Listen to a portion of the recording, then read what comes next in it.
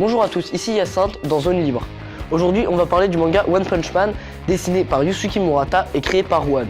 Cette série était à l'origine totalement produite par One, mais elle a très rapidement été connue par Yusuke Murata, qui a décidé de dessiner ce manga pour combler le côté médiocre des dessins de One. Saitama a le pouvoir de battre n'importe quel adversaire d'un seul coup de poing, le long du manga One Punch Man.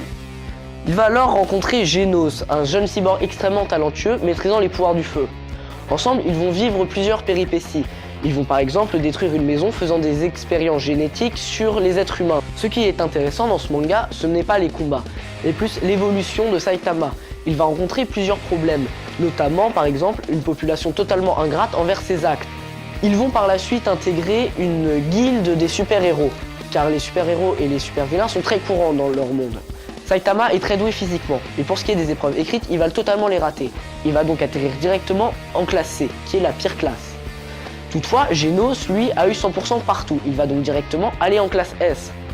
Ce qui est drôle, c'est la relation entre Saitama, qui est dans le manga censé être le maître de Genos, et le fait que Saitama se retrouve pourtant en classe C, injustement, et Genos en classe S.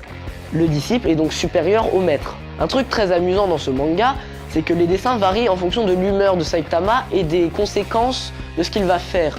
Par exemple, quand il est chez lui tranquillement, les dessins sont très simples, avec très peu de détails.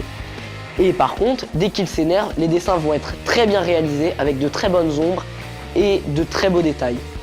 Le découpage est aussi relativement intéressant, car c'est un découpage vraiment détaillé. Un rayon laser sera parfois vu sous plusieurs angles, avant de voir l'impact, ce qui augmentera le suspense. Ce qui m'a plu aussi dans ce manga est la grande diversité des personnages, un peu comme dans un Naruto ou dans un My Hero Academia. Pour conclure, je dirais que ce manga est génial. Si vous aimez les mangas qui sortent un petit peu du contexte, foncez dessus. Il ne vous déplaira pas. De plus, pour ceux qui seraient plus dans l'animation, le dessin animé est également de très bonne qualité, avec une animation très détaillée et vachement sympa.